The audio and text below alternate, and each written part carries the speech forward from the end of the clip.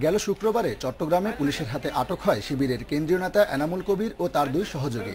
আটক হওয়ার পর সে পুলিশকে জানায়, চট্টগ্রামে অবস্থিত দেশের তেল শোধনাগার, তেল স্থাপনাগুলো ও বন্দরসহ গুরুত্বপূর্ণ রাষ্ট্রীয় স্থাপনায় নাশকতার পরিকল্পনা বাস্তবায়নের জন্য স্থানীয় শিবির নেতাদের সাথে বৈঠক করতে আসেন তিনি। পাশাপাশি আইনশৃঙ্খলা বাহিনীর তৎপরতার কারণে বিচ্ছিন্ন হয়ে যাওয়া বিএনপি জামায়াত নেতাদের সংগঠিত করে চট্টগ্রাম থেকে সরকার বিরোধী আন্দোলন জোরালো করাও ছিল তার দায়িত্ব। কিন্তু বৃহস্পতিবার আদালতে 2 ঘন্টা ধরে দেয়া স্বীকারোক্তিমূলক জবানবন্দিতে এই বিষয়টি কৌশলে অস্বীকার করে এনামুল। পুলিশ বলছে, নাশকতার ছকেই চট্টগ্রামে এসেছে এনামুল।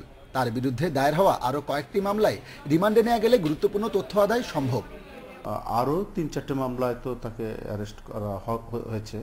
তো ফলে প্রত্যেকটা মামলায় তো সে তাকে আলাদা আলাদা স্টেটমেন্ট সে দেবে, অবশ্যই দিতে হবে, কারণ সে শুধু একটা মিশন নিয়ে আসে নাই।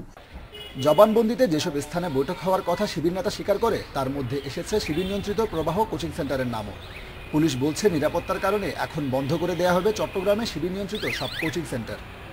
যেখানে সে মিটিং করেছিল ওগুলো অবশ্যই থাকবে না, ওগুলো অবশ্যই বন্ধ হয়ে যাবে। নাশকতার জন্যই তাকে পাঠানো হয়েছিল, সে ব্যর্থ হয়েছে। মিশন একটা ব্যর্থ হলে খেয়াল রাখতে হবে যে তার পিছে আরও 1-2টি মিশন থাকতে পারে। শিবির নেতা স্বীকারোক্তিতে উঠে এসেছে জামায়াত নেতা শাহজাহান চৌধুরী সহ আরও বেশ কয়েকজনের নাম। এদেরকে আটক করতে অভিযান চলছে বলে জানান পুলিশ কর্মকর্তারা। Sabbir Irfan, Independent News, Chittagong.